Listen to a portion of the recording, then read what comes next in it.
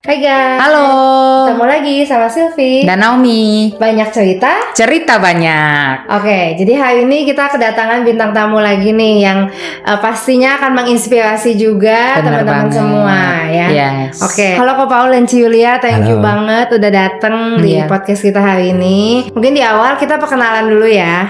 Apa mungkin pekerjaannya, terus kapan pertama awal bertemu gitu ya Ci Yulia dan Ko Paul, terus mungkin menikahnya kapan dan sampai sekarang sudah berapa tahun dan sebagainya gitu. Oke. Ladies first. Halo, saya Yulia, saya istrinya Paul, /arsitek juga di Dinarditan Studio. Oh, Oke. Halo, saya Paul. Saya arsitek, kerjaan sehari-harinya. Ini berarti kalau Paul sama Cile sama-sama arsitek kan ya? Sama arsitek. Sebetulnya Kuliahnya sama-sama arsitek. enggak, jadi kerjaan sekarang dua-duanya arsitek, tapi sebetulnya dia kuliah arsitek, saya kuliahnya ekonomi. Jadi backgroundnya beda banget. Oke. Iya. Terus awal bertemunya di tempat kuliah apa di mana nih? Enggak, beda. Jadi kita tuh beda angkatan juga sebenarnya. Jadi kita satu SMP, satu SMA, satu kuliah, tapi nggak pernah ketemu sebetulnya pas waktu sekolahnya sih. Oh, Jadi kita malah ketemunya dulu aku tuh pas kuliah dia udah lulus. Pas kuliah tuh aku ada bantuin tante sebetulnya. Jadi dia ada satu tempat toko furniture gitu. Aku tuh jadi staf pembukuan sama marketingnya. Nah waktu itu tuh karena bantuin di sana, ada dulu kan zaman dulu suka ada pameran-pameran furniture nih. Iya, betul. Nah aku tuh ada masuk ke pameran itu, dia juga ada di sana. Terus ngajak kenalan lah dia di pameran Di itu. pameran itu. Oh, jadi baru ketemunya Modus. Setelah Iya. Oke. Itu tahun berapa Ci? Atau pas Cici umur berapa pas awal ketemu? masih kuliah berarti tahun berapa ya? Umur tahun 2002. 2002 kayaknya. Iya 2002. Dalam banget. Oh oke, iya. Apa sih Ci perbedaan atau mungkin yang dialami gitu ya? Perbedaan dari sisi karakter gitu ya mungkin ya.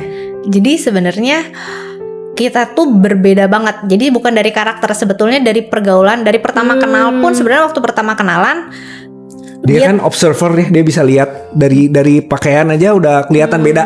Kita beda. kita tuh, jadi aku tuh tipe yang rapi, aku tuh tipenya kotak banget. Dia tuh tipenya enggembel banget. Gembel, bener gembel.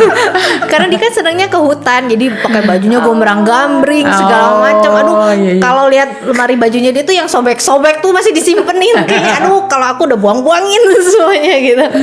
Jadi bukan cuma dari style aja, jadi karakter semua tuh bertolak belakang semuanya. Wow. Gitu. Sebenarnya mirip sama papa kita ya.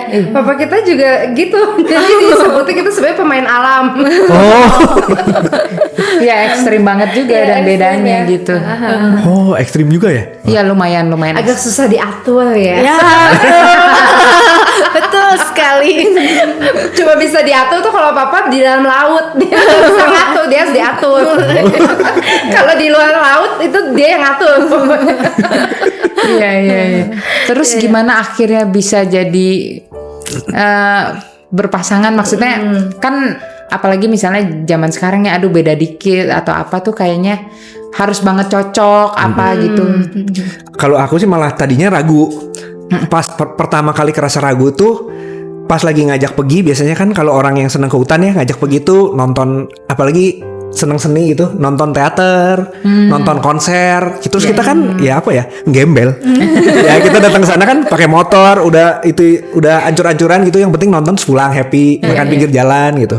Terus kali waktu kalau ngajak dia main tuh ikut, sekali-kali ikut sama teman-teman gue dong. Dia bilang oke, ikut. Iya. Ingat banget lagi itu diajak pergi ke Cafe Gelis. Hah, Cafe Gelis di mana tuh kita nggak pernah tahu.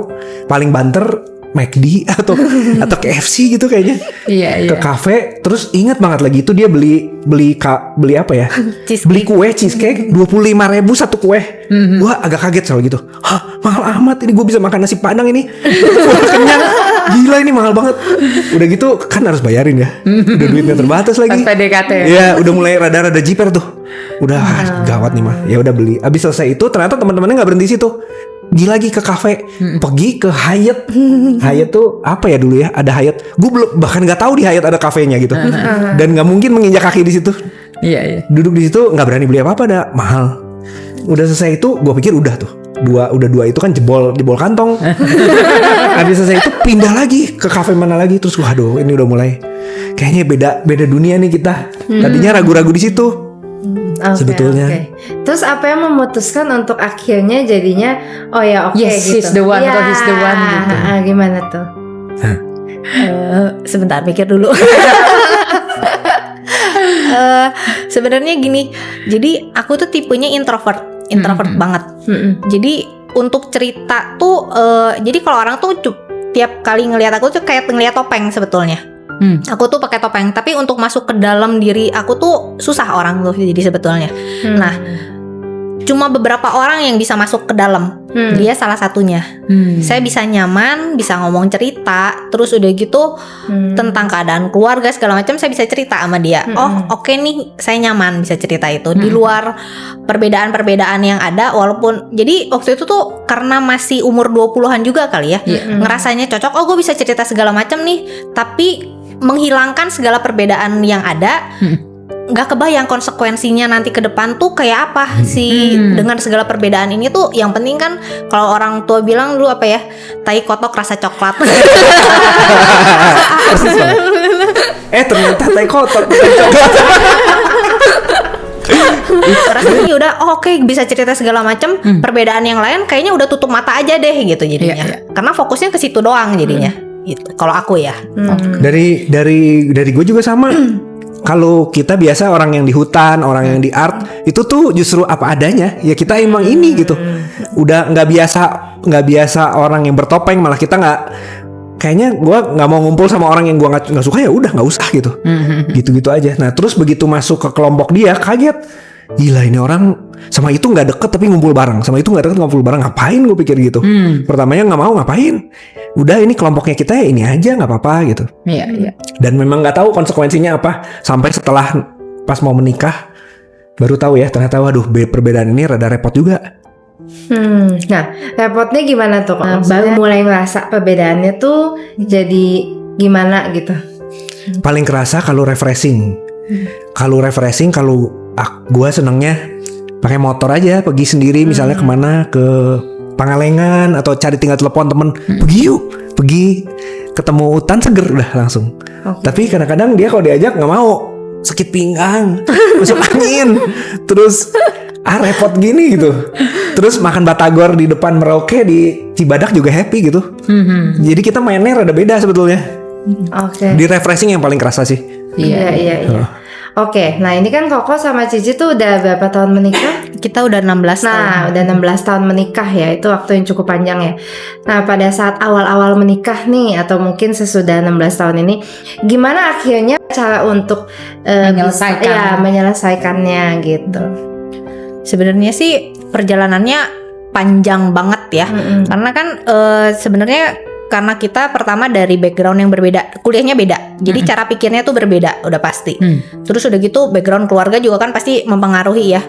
Dari sifat juga udah beda banget. Jadi kita tuh kalau dicek kepribadian, cek talenta, cek apapun lah, sok mau dicek apa, kita tuh pasti udah dia mah plus saya minus, jadi pasti yin and yang, jadi beda banget. Jadi selalu kalau ngecek jadi sebenarnya cukup satu. Kalau saya ini dia pasti kebalikannya, nggak usah dicek dua-duanya. Tapi katanya bagus sebenarnya melengkapi ya. Sebenarnya yin and yang makanya ya. Iya, katanya melengkapi, tapi pas waktu prosesnya itu kan saling menyakiti. Jadi satu karena kita tuh harus jadi apa ya?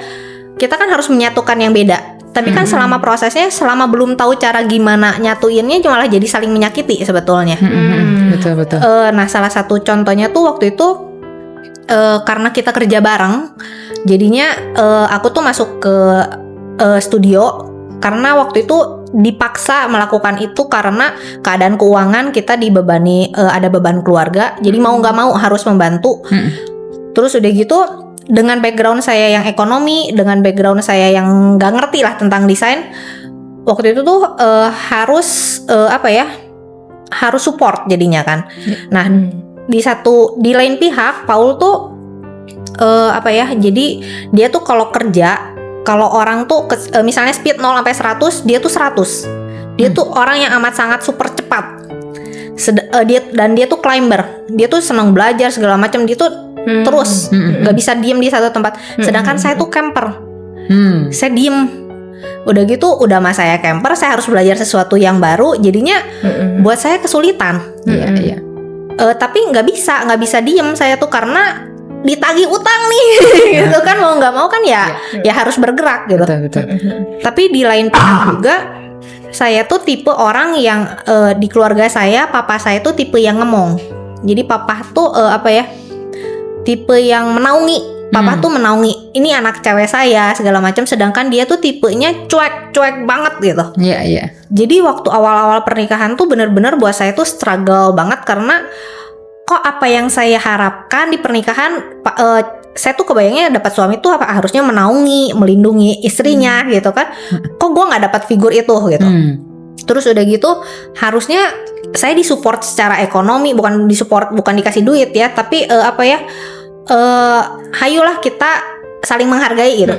Dia tuh waktu itu tuh karena karena memang waktu itu dia tuh secara karir tuh emang di atas. Jadi secara umurnya dia membangun karir tuh bagus banget. Jadi dia tuh pride-nya tinggi banget. Ngelihat saya yang ekonomi masih belajar segala macam, jadi dia tuh sering kali terucap, udahlah nggak ada lu juga bisa kok gua. Cenderung meremehkan sebetulnya pada saat itu. Jadinya frustasi. Aduh, ini teh harus ngapain ya gitu.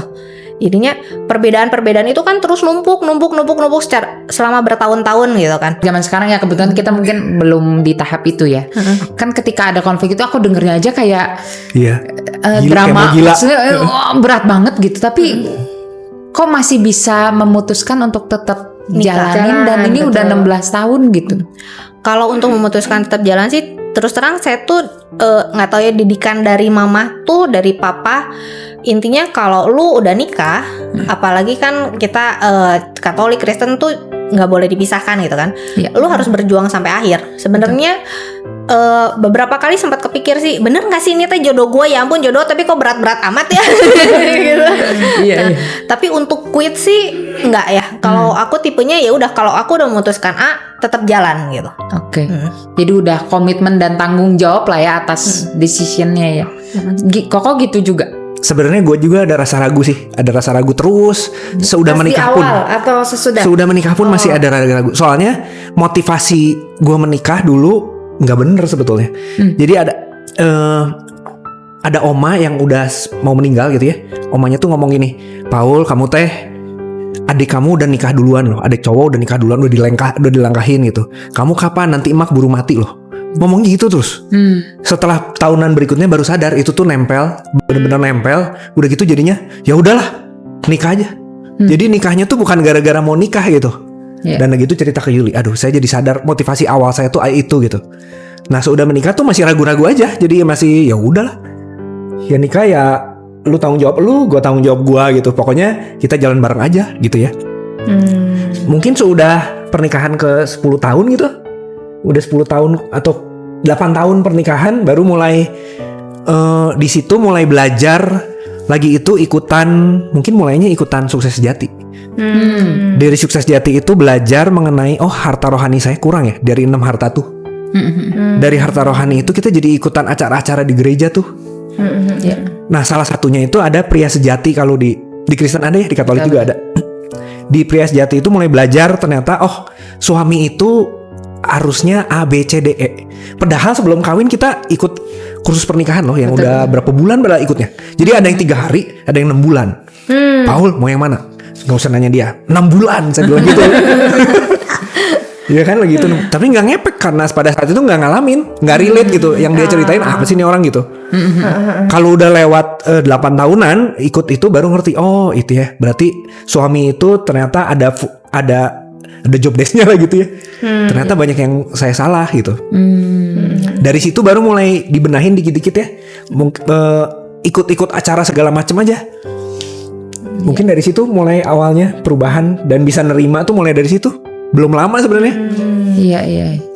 Jadi tapi kalau saya sih ngerasanya ya, tadinya kita ada ikutan, aku tuh ada satu kayak konselor di suster di Jogja. Dulu saya kesana karena udah stres banget tiap hari, bertengkarnya tuh bukan bertengkar kecil, jadi bener-bener yang udah sampai meledak pukul meja, gebrak-gebrak gitu. Maksudnya udah tidak baik-baik lah ini perkawinan. Terus aku datang nih ke suster. Terus aku kira kan bakal konselingnya tentang perkawinan, karena kan permasalahan utama saya tentang perkawinan. Ternyata pas ngobrol, jadi waktu itu tuh metodenya adalah retret pribadi, retret hening. Jadi nggak boleh pegang handphone, nggak boleh ngomong. Jadi masuk ke dalam diri sendiri. Nah di situ, tapi malamnya ngobrol sama si suster. Apa sih yang didapat? Aku kira bakal ngobrolin tentang suami gitu kan, tentang permasalahan yang sedang terjadi. Tapi ternyata yang dibahas adalah tentang luka-luka masa lalu waktu kecil. Oh ternyata saya tuh ada terluka sama mama, ada sama papa. Ternyata dengan pribadi saya sendiri yang disembuhkan, hubungan dengan suami itu malah membaik. Itu efek banget ternyata. Nah, yang bikin sebetulnya yang susah mungkin kalau sebelum belum menikah gitu ya, yang susah untuk disatukan itu sebetulnya pola pikir kan. Secara rasional saya bilang ke dia, ini jadi sumber debatan dan pertarungan. Secara rasional gini, orang menikah itu intinya komunikasi, betul nggak? Saya tanya dia dulu, terus dia bilang betul. Ini saya rasional ya, iya. Kalau komunikasi berarti harus ngomong dong. Iya. Kalau lu kagak ngomong kan gue bukan cenayang, gue kagak ngerti lu ngomong apa, bener nggak? Kalau saya nggak suka ngomong dong gitu. Kalau atau saya suka ngomong dong gitu ya. Kalau nggak gue kan nggak ngerti. Masa gue sudah nebak gitu. Nah terus tiap kali kita ribut tuh gue pasti bikin argumen tuh. Secara rasional bikin argumen di belakang tuh. Udah jadi kayak nih saya tuh maunya A karena A B C D E F G. Menurut kamu gimana? Terus dia ntar ngomong sedikit, terus saya counter langsung, nggak bisa, itu ada ini. Dianya juga jadi males kan sebetulnya. Tapi saya merasa nggak rasional kalau kamu nggak ngomong. Gimana cara saya bisa tahu? Nah itu yang bikin kesel lama-lama. Build up kesel lama-lama, ya udah. Suster yang sama, abis dia datang tuh pulang, ih jadi bager. Karena jadi bager saya penasaran kan. Kaget ya kamu? Ya nanan wae kemarin teh gitu.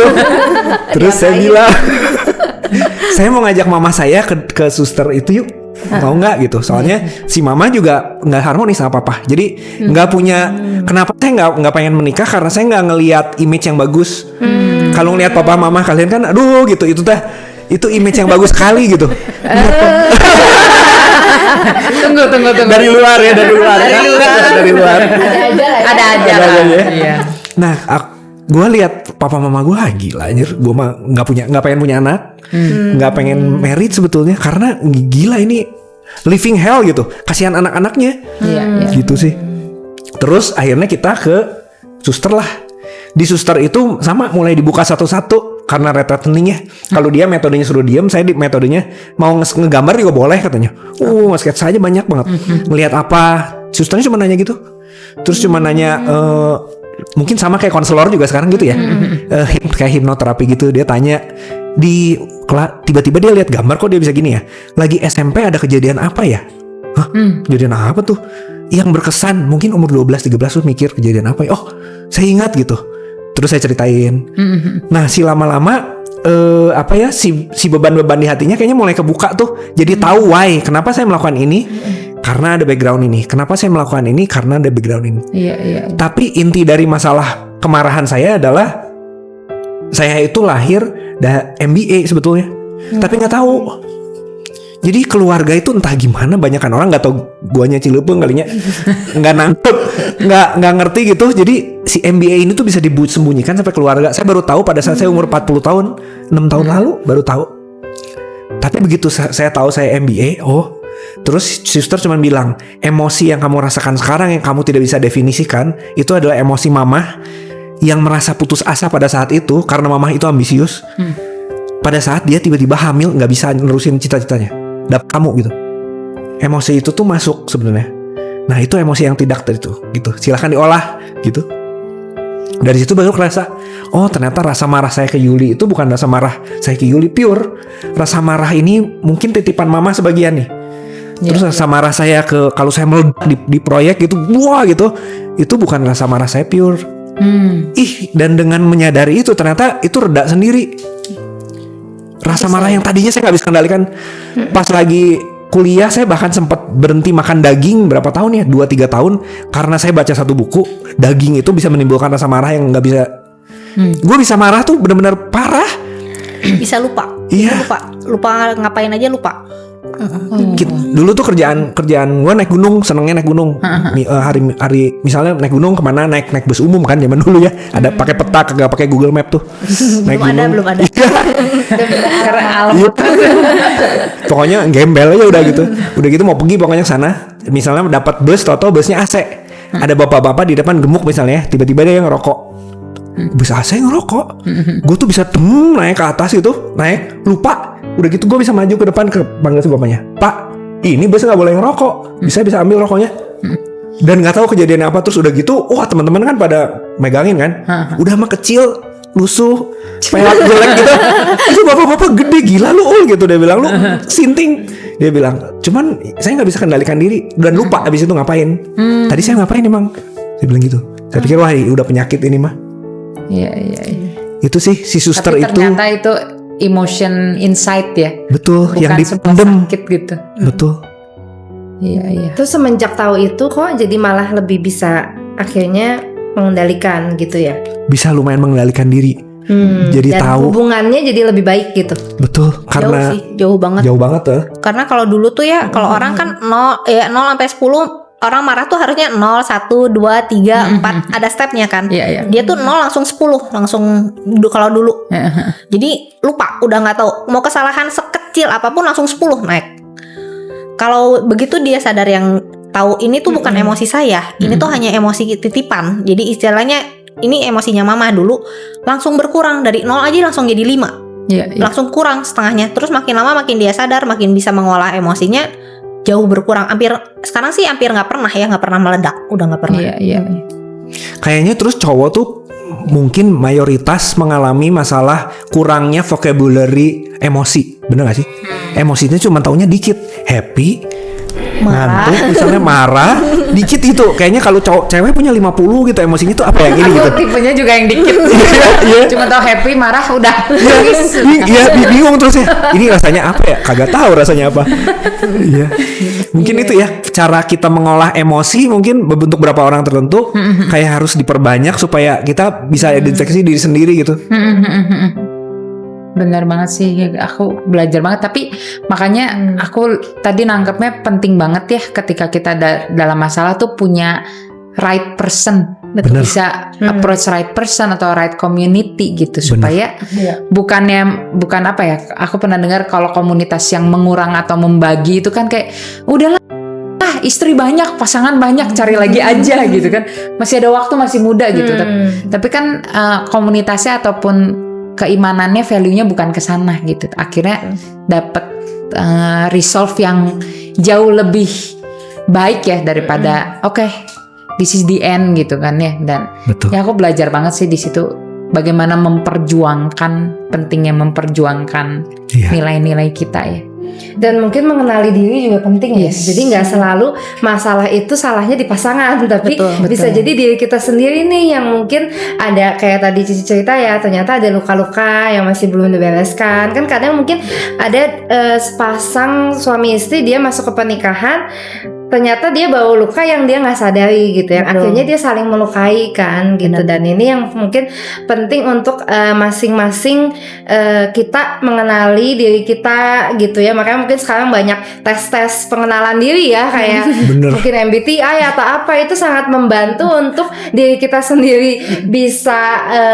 istilahnya mengenali diri. Dan pasangan pun juga jadi mengenali gitu. Oh saya tipenya, pasangan saya tipenya ini gitu. Cara handle-nya seperti apa gitu kan. Ya itu ya, mungkin jadi kita perlu juga untuk mengenali kepribadian kita, mengenali diri kita, luka-luka kita itu. Dan perlu untuk kalau bahasa sekarang tuh di embrace ya, kayak diakui dulu ada lukanya. Nah setelah itu baru kita cari cara untuk kayak gimana bisa menyembuhkan luka-lukanya itu ya. Oke. Nah mungkin kita pengen masuk ke sekarang kan Cici sama Koko bisnis bareng nih berarti ya gitu. Nah ada nggak sih konflik-konflik atau perbedaan-perbedaan dalam bisnis yang mempengaruhi gitu pada saat berbisnis bareng? Ada kan kalau bisnis bareng itu biasanya aku juga ngalamin soalnya 24 jam ya. Jadi nggak cuma di pekerjaan aja gitu kan, sampai bawa ke rumah juga gitu. Nah, ada nggak konflik-konflik yang dialami dan gimana sih cara menyikapinya pas udah balik ke rumah tuh bisa tetap enjoy, bisa tetap kayak maksudnya nggak kebawa misalnya masalahnya atau gimana gitu. Kemarin di situ juga ada pertanyaan gimana caranya nggak mix itu ya, nggak mix pekerjaan sama nggak bisa nggak bisa, tetap aja pasti nyelip karena memang kerja bersama. Iya. Tapi kita sekarang udah mulai bisa ngasih sinyal, ngomong nih saya not in good mood, jangan ofensif, jangan tersinggung ya, bukan gara-gara kamu gitu. Terus di rumah juga kita punya gua sendiri kadang-kadang saya malam ini sendiri dulu ya, tidur dulu sendiri gitu, supaya nggak berantem lebih lanjut yang bukan masalah kita sebetulnya, masalah mumet aja gitu.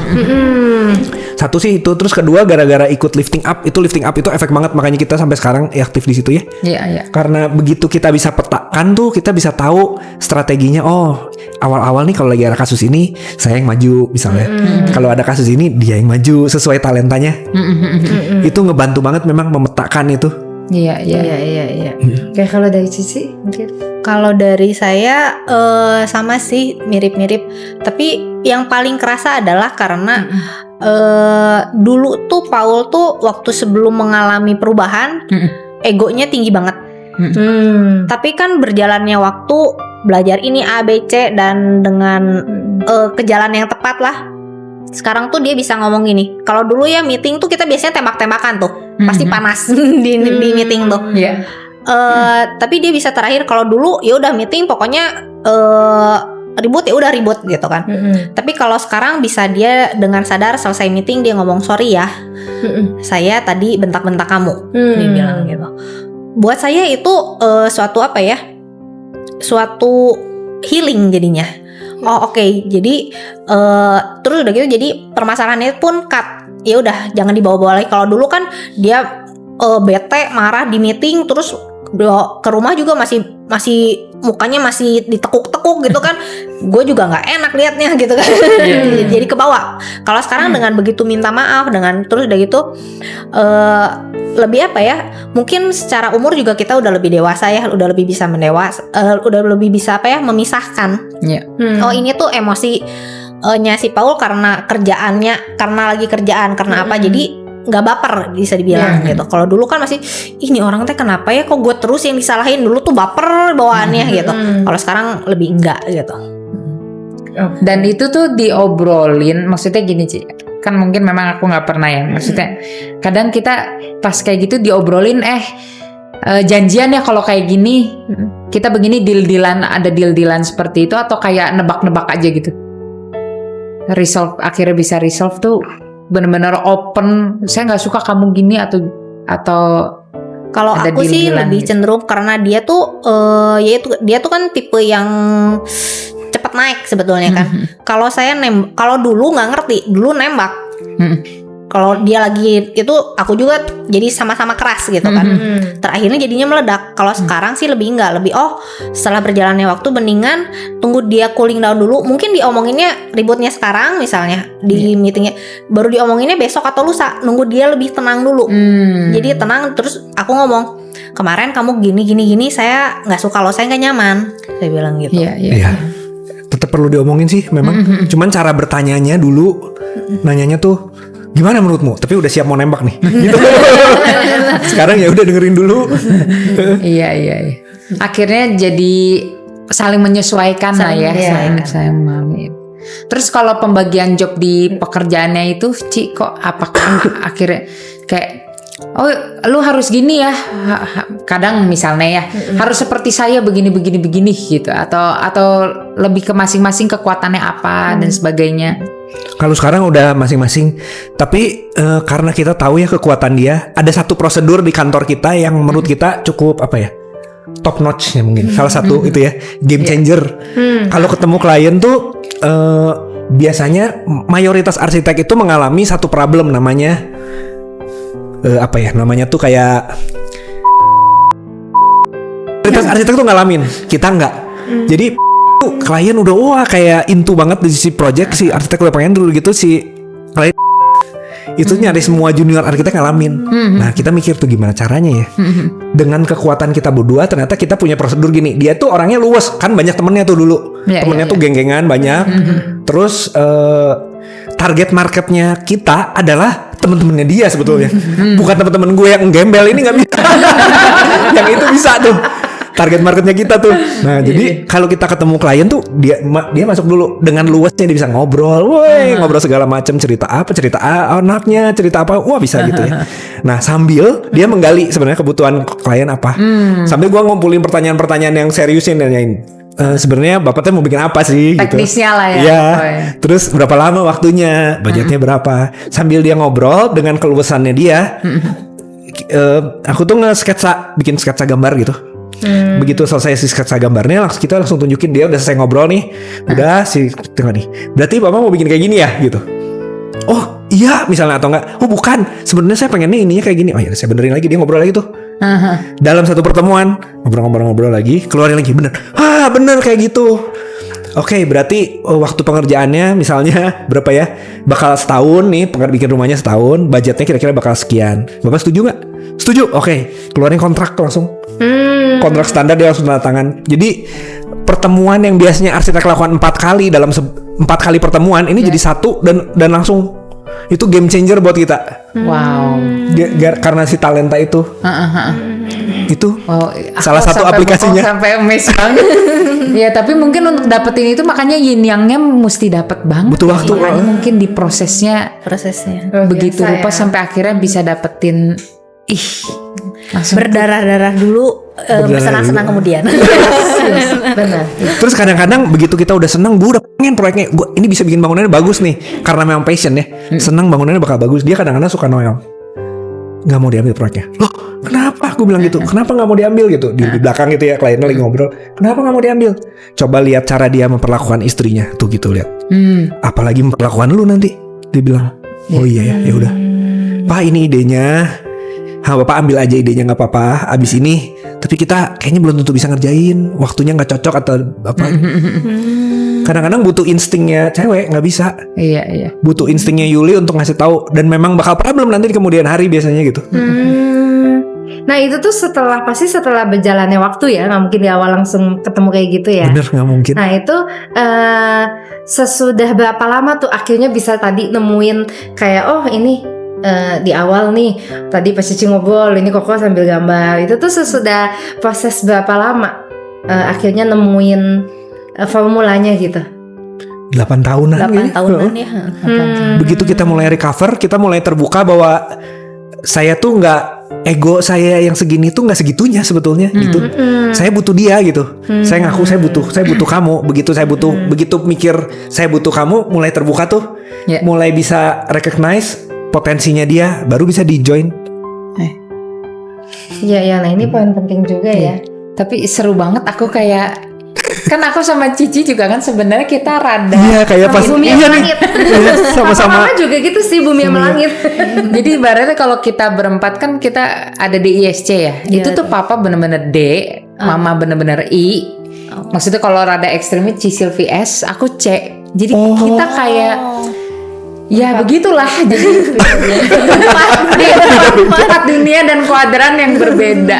Dan kita cukup sering di mana ada di momen kita 3:1 gitu. Jadi kayak tiba-tiba left alone gitu, kayak bisa oh ini cuman Cici doang yang ngerasain, terus kita 3-3-nya nggak ada yang ngerasain, ataupun aku yang ngerasain terus 3-3-nya nggak ada. Tapi ya itu ya maksudnya. Ya kalau lagi berantem akhirnya kita ya udahlah kita beda gitu. Tapi aku tadi maksudnya langsung apa ya? Maksudnya dengan kalau kita resolve itu tuh greater calling-nya atau achievement-nya tuh akan jauh lebih wow lagi gitu. Betul. Fantastic baby gitu kayak. Makanya tadi pas dengerin tuh kayak langsung aduh ada masalah apa lagi, aku pengen resolve supaya bisa kayak gini gitu. Fantastic Four ya udah 4. Iya gitu kayak seru banget gitu, kayak bisa yin and yang-nya. Lama-lama tuh kita ngerasain juga begitu ternyata ada oh iya saya butuh kamu gitu. Dan di komunikasi saya butuh kamu.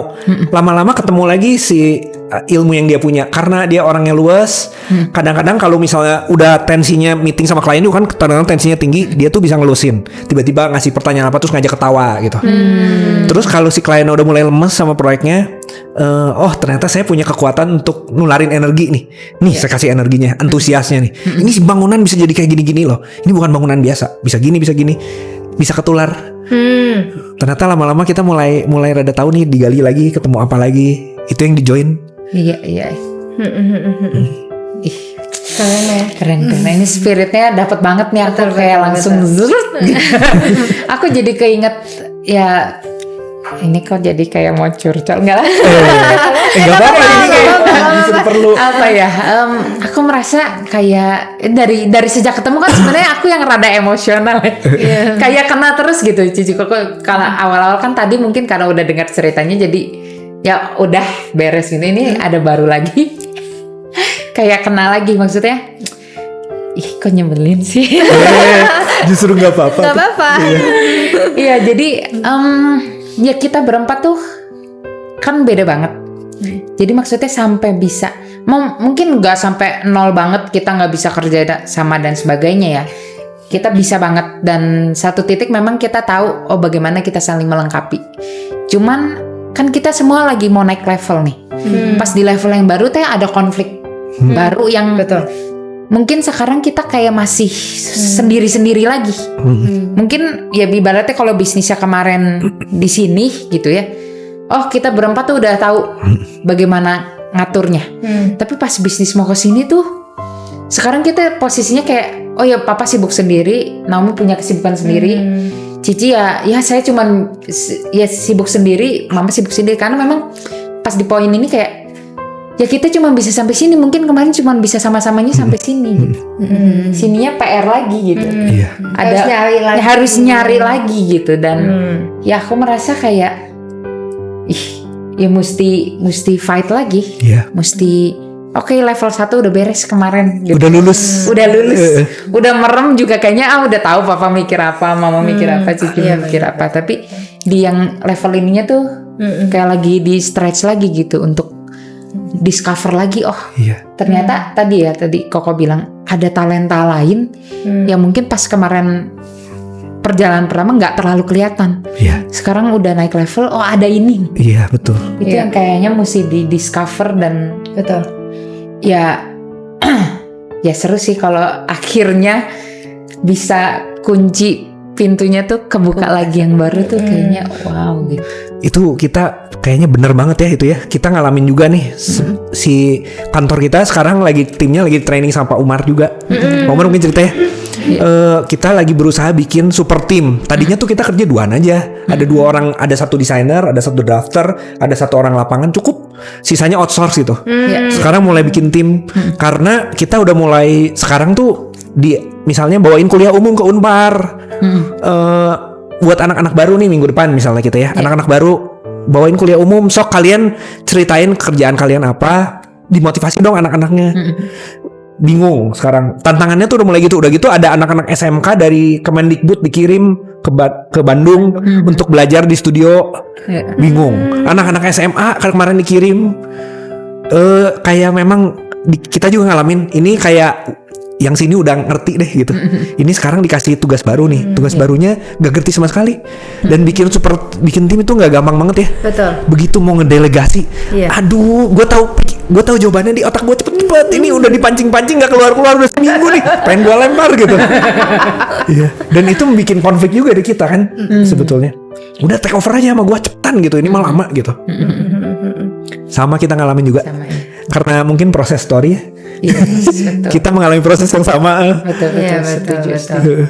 Dan emang beberapa hal maksudnya nggak bisa instan ya. Kadang kan mungkin di zaman kayak gini anak muda tuh pengennya cepet langsung instan gitu ya. Tapi memang ada yang namanya proses yang memang kita harus lewatin gitu. Kalau kita nggak melewati 8 tahunnya, mungkin ada Cici nggak melewati 8 tahun prosesnya, ya belum tentu bisa ketemu hasil yang sekarang gitu kan. Terus kalau aku belajarnya tadi Koko tuh akhirnya bisa sampai ngomong aku butuh kamu gitu, dan bisa ngelihat kelebihan. Nah itu mungkin ya, maksudnya yang aku lihat kayak kalau kita lagi emosi itu kan kadang yang kita lihat tuh kelemahan orang lain gitu, kamu gini gitu. Tapi pada saat kita bisa ngelihat kelebihannya, ya siapa sih orang yang nggak suka pada saat dia diangkat kelebihannya, terus dia bisa mengaktualisasikan dirinya, kekuatannya. Itu kan mungkin di situ ya PR-nya, bukan cuma untuk diri kita dan pasangan, tapi juga untuk tim kita mungkin ya.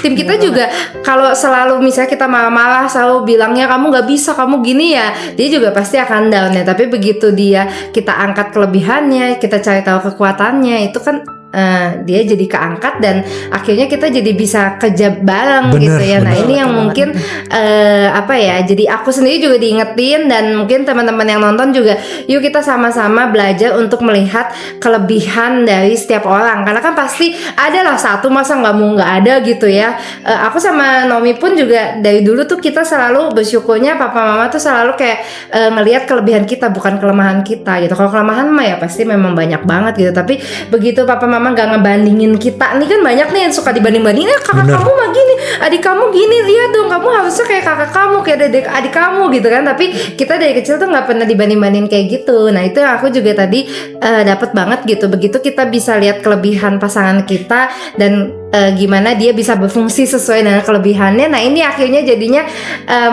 istilahnya bisa blend dan bisa menciptakan satu karya yang luar biasa gitu, dari gimana kita bisa saling support kelebihan masing-masing ya gitu. Ini powerful banget sih message-nya, aku juga dapetin banget tentang ini gitu. Belum lulus tapi kita Ya, sama kita juga in progress ya. Iya. Kita masih work in progress. Ketemu tim ya. sama masih pengen timpuk gitu.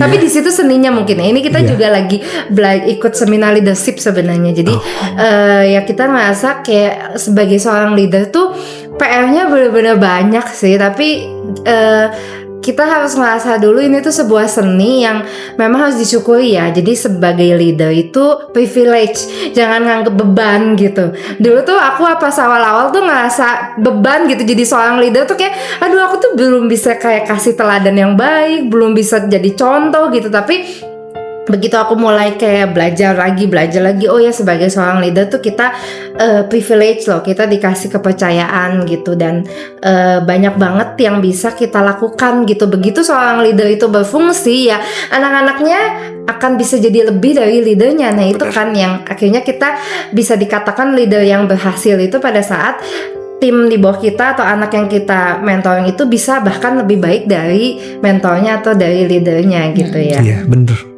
Ya itu mungkin PR kita bersama. Iya, PR kita bersama. Aku juga masih banyak Belum belajar lulus. juga gitu ya. Iya. Ada satu game changer lagi ternyata yang kita baru berapa tahun juga dapetin sebetulnya. Pas lagi ikutan SS, begitu cerita tentang God Center, gimana cara aplikasi sih sebenarnya gitu ya. Terus ternyata menurut gue ya, aplikasi di kita yang paling kerasa itu sebenarnya pada saat kita pegang tangan berdua, doa bersama, doanya ngomong gitu. Kalau diperhatiin ya, sekarang kadang-kadang anak-anak suka protes sih kalau misalnya kita bikin acara lifting up, kalau dulu bikin SSK gitu ya, kadang-kadang suka tunggu sebentar, berhenti dulu, ayo doa dulu bareng, kadang-kadang udah buat apa sih gitu. Efek loh. Dan benar-benar diimani efek banget. Begitu kita berdoa, bahkan untuk hal-hal kecil ya. Kemarin ini misalnya mau ke dokter gigi aja. Mau pilih dokter ke siapa nih, udah panik gini. Kita berdoa dulu, cuma pegangan tangan, Tuhan Yesus tolong bantuin ini, pilihin. Ambil kekhawatiran dan rasa takut di dalam hati, gantian dengan damai gitu. Kita percaya langkah habis ini dituntun. Amin. Duaan bareng ngomong. Terus dia juga ngomong kadang-kadang doain apa yang gitu. Udah beres. Sekecil itu, gestur yang kecil itu ternyata nyatuin dua orang ya. Dan mungkin itu bisa dibawa ke tim kita. Sekarang di kita udah ada tiap pagi. Biarpun masih kerasa seremonial, cuma udah dibikin itu gitu ya. Mungkin itu penerapan God Center yang itu ya. Iya. Betul. Luar biasa ya. Sampai tersepona ini kita Sampai speechless. Kayak iya benar-benar. Ya kadang kita juga mungkin tadi merasa kesulitan karena udah terlalu gede maksudnya. dilihatin satu-satu tanda kutip, berdoa nggak kalian gitu kan. Dicekin satu-satu, ini divisi ini berdoa nggak apa segala macam, mungkin nggak, tapi ya memang apa ya, makanya kita jadi leader harus jadi teladan ya. Iya betul. Ya mungkin itu yang sempat kita tinggalin juga. Kadang kita ngejar karir atau ngejar oh kita harus omset sekian atau ada target sekian gitu. Aduh, doa ya, dalam hati gue juga udah doa lah. Maksudnya gue jalan juga sambil doa gitu. Mungkin mengecilkan kuasa doa ya. Padahal sebenarnya kalau sepakat, kuncinya sepakat terus disuarakan gitu ya. Itu kan sebenarnya bangun pendengaran kita untuk mendengar lagi ya. Kalau dalam hati kan mungkin beda gitu sama kalau kita ngomong terus sepakat. Apalagi khususnya sama inner circle kita. Kalau Koko kan berdua, kita berempat gitu, dan ya itu kayak langsung PR ya Ci Silvi. Biasanya ngingetin tuh Ci Silvi. Terus ya itu 1:3, 3-nya ya nggak usah lah, nanti aja gitu ya, sama. Ya ada moodnya tuh kalau buat doa tuh belum nyampe spiritnya.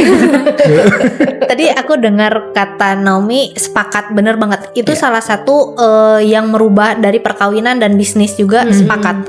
Jadi kalau dulu dia kan kelihatan lah ya cerewetnya dia kan. Jadi kalau dia tuh emang, kalau kita terbalik biasanya kan cewek yang lebih banyak ngomong. Kalau di kita tuh dia cerewetnya. Aku yang lebih introvert. Nah, kalau dulu dia mengutarakan keinginan dia, mau di bisnis, mau di rumah tangga segala macam pasti dia keluarkan. Kalau saya tuh tipenya ya udahlah, oke, aku dengerin, tapi kalau misalnya aku nggak setuju, aku tuh cuma istilahnya apa ya, kayak nelen ludah, glek. Ya udahlah, oke lah. Padahal dalam hati nggak setuju, tapi karena nggak pengen berdebat, karena begitu berdebat, begitu ngomong dia emosinya naik. Begitu emosinya naik, oh panjang deh ceritanya gitu kan.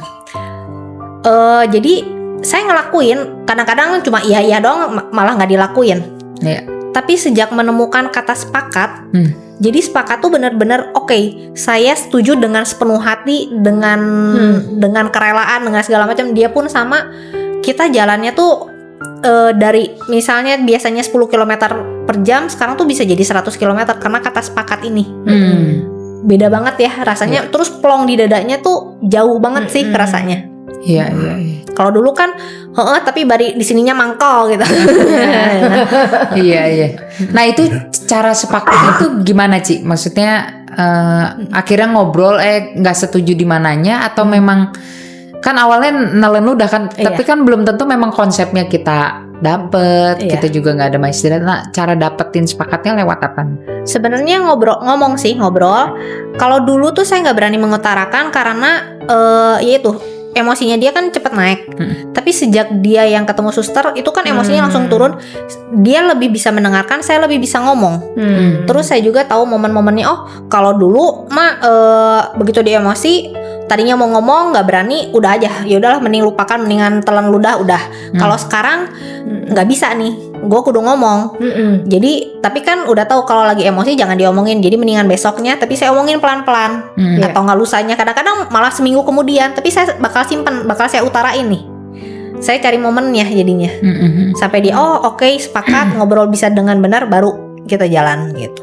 Contoh paling kerasa mah kalau di kawinan, begitu udah nikah kan kadang-kadang harus ngasih ke orang tua ya. Orang tua dia tuh apa ya, settle, pensiunnya tuh settle. Orang tua kita karena backgroundnya juga mungkin dan lain-lain gitu ya, lebih bermasalah lah bisa dibilang.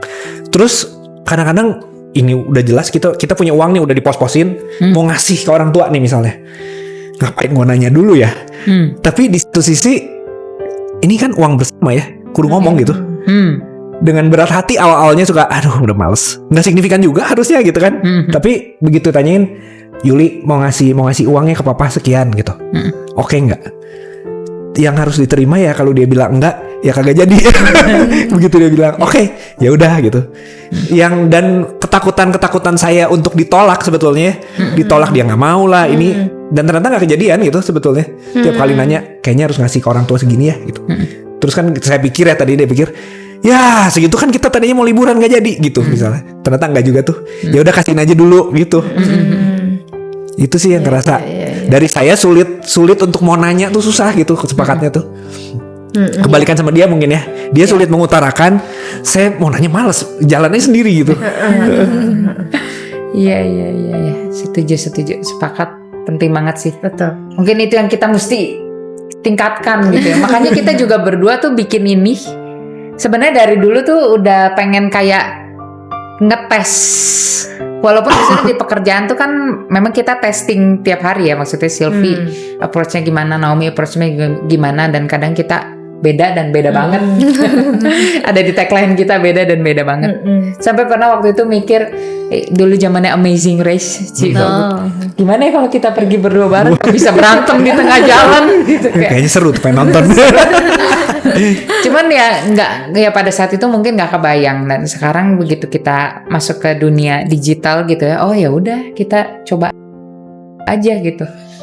Sembali saling narik gitu ya. Sebenarnya pas ini juga belum terlalu sepakat ya kita bikin ini, tapi aku udah approach duluan, Cikarel kita mau gini.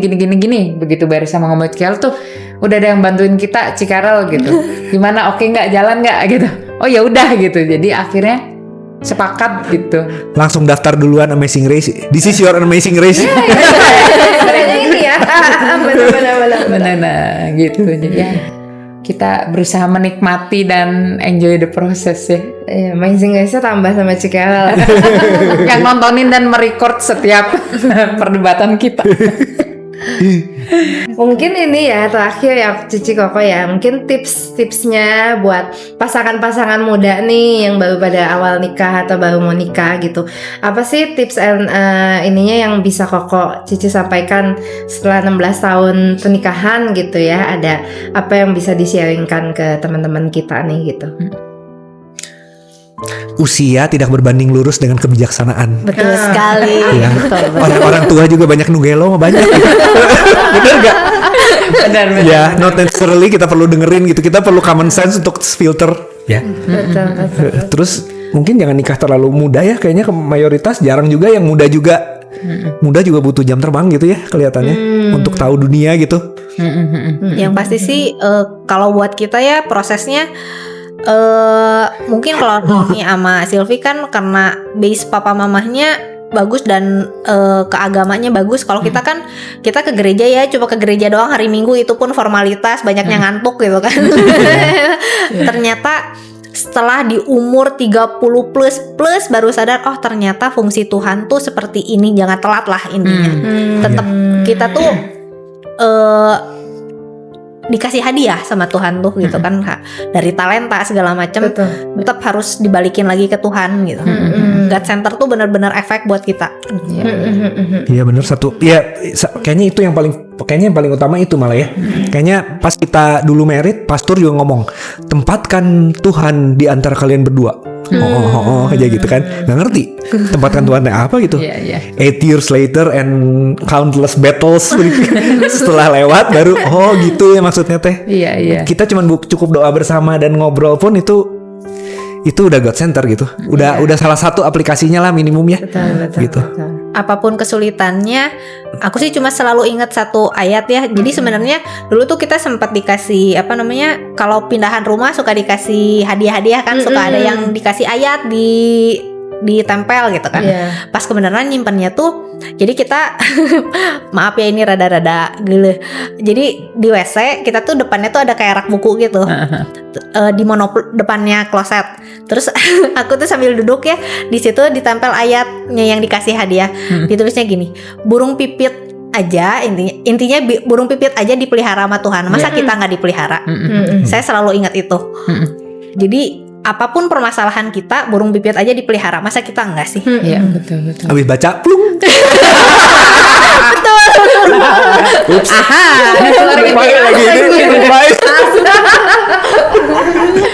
Keluar ide-ide menarik biasa di tempat persembunyian itu. Iya betul. Iya. Thank you loh. Seru banget ya sharingnya. Makasih banget Cici sama Koko. Thank you banget.